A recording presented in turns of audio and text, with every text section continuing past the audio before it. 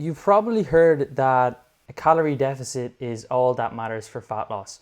And in this video, I'm going to explain why and why insulin isn't important and why you shouldn't be focusing on insulin if your goal is fat loss. So when we talk about fat loss and fat gain, what we really need to talk about is energy storage and energy release, because that's essentially what our body is doing throughout the day. So after you eat a meal, you'll store energy, and after you're in a fed or fasted state where you're not eating for a period of time, your body will release energy, and it's basically a balancing act of storage and release that's going to determine the net difference and ultimately your body composition, whether you gain weight or you lose weight for that specific day. Now, when we talk about insulin, what a lot of people think is bad because it's a storage hormone and it stores fat, we really need to look at two hormones. So insulin, which is a storage hormone, and then glucagon, which acts in the opposite to insulin. So it's basically an antagonistic to insulin. So when we eat foods, we eat proteins, carbs, and fats. We'll break that down in our body in the small intestine. It will release into the bloodstream in terms of fatty free acids, amino acids, and glucose. And then our body will increase our blood sugar levels. And as a response to that, our body will release insulin, which is basically a messenger hormone which clears out those molecules from our bloodstream and works as a partitioning agent to send those molecules or those energy stores to the different cells in our body. So our muscle cells, our fat cells, our organ cells. And after a while, if you haven't eaten, our blood sugar will start to drop, our body will sense this, and it will release glucagon. And glucagon essentially just does the reverse of insulin. It just works in opposite. So basically go to these cells around the body and it will work to multiple processes to release fatty free acids, stored glycogen, which is basically glucose, and amino acids, which is basically stored protein, back into the bloodstream so that we can increase that levels of glucose in the blood again. So we have substrate for energy production. Now, the problem is what people think about. They think about insulin. Well, if insulin is a storage hormone and it's going to help me or it's going to make me store fat, if I just reduce my insulin levels down really low, then my body can't store any fat. So I'm just going to lose fat. And that's why a lot of people, they focus on lower carbohydrate, higher fat diets, thinking that it's going to increase fat loss. You have some form of surface understanding of insulin, but not really the full understanding.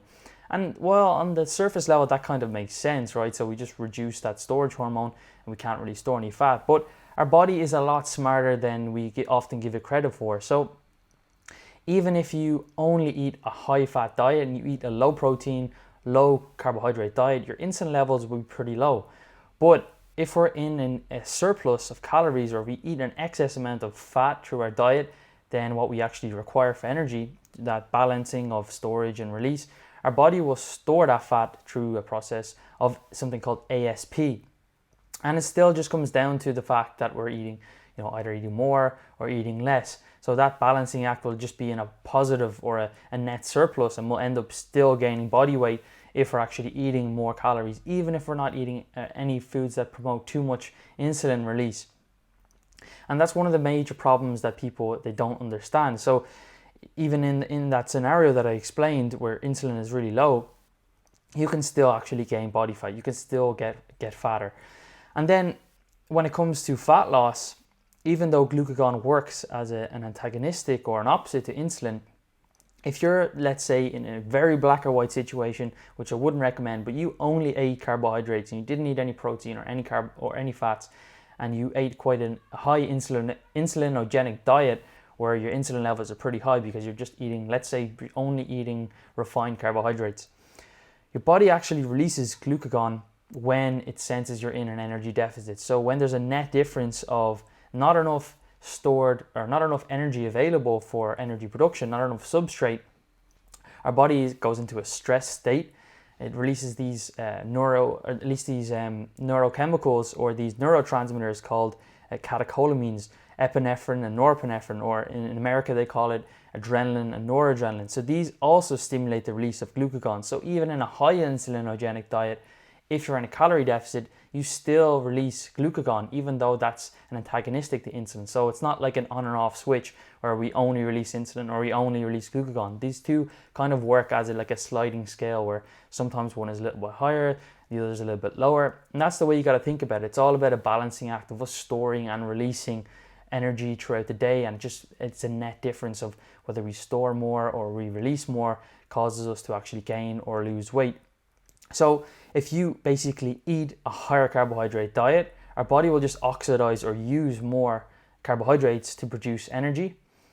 But if you eat a higher fat diet and a lower carbohydrate diet, your body will just switch and use more fat or oxidize more fat for energy. So it just becomes a balancing act of your intake versus your output, and the amount of food that you're storing and the amount of food that you're releasing, or energy should I say, which will determine whether you actually lose weight or gain weight. So focusing purely on insulin is really missing the forest for the trees, because although we can manipulate it through certain dietary restraints, whether we just have like a very low carb diet, a low protein diet, and high fat diet, we can reduce insulin. We'll still store fat if we're in a surplus because of this process, like I said, ASP.